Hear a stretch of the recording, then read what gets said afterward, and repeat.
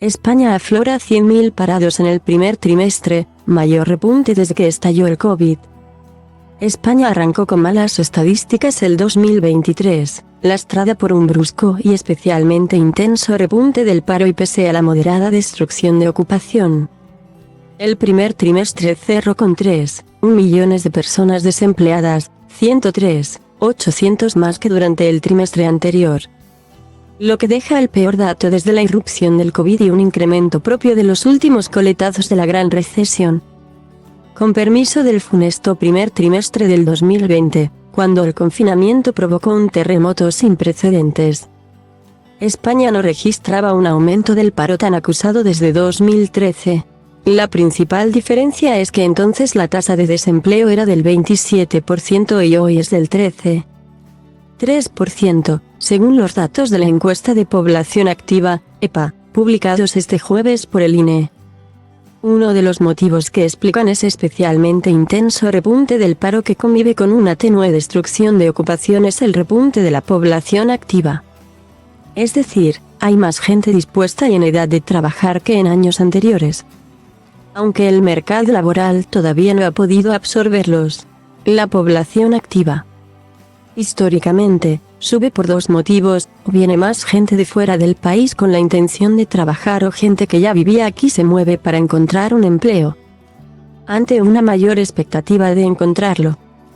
Un dato que corrobora que el aumento de parados no es sinónimo de contracción de la actividad económica es el número total de horas trabajadas en las empresas. Estas siguen al alza, respecto al anterior trimestre subieron un 4,8% y se sitúa en un 3,5% por encima de los niveles pre-COVID.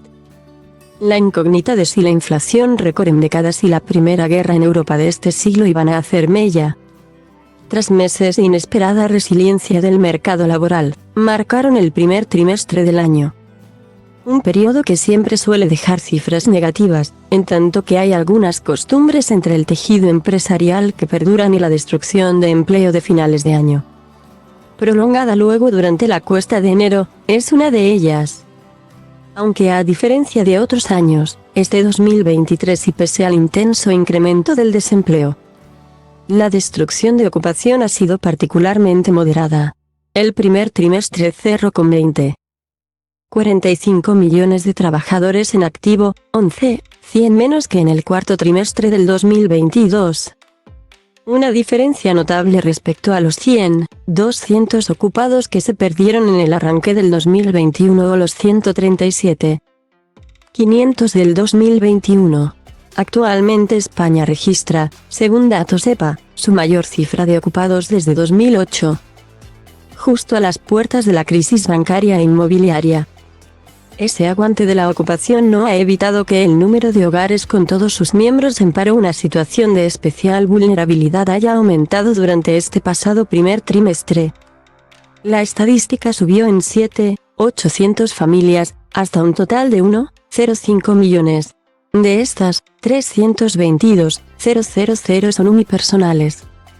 Aquí la reforma laboral y la estabilidad que ha forzado pueden haber actuado como dique de contención, ya que en otros contextos de incertidumbre las empresas se limitaban a no renovar temporales y adelgazar así los registros de ocupados.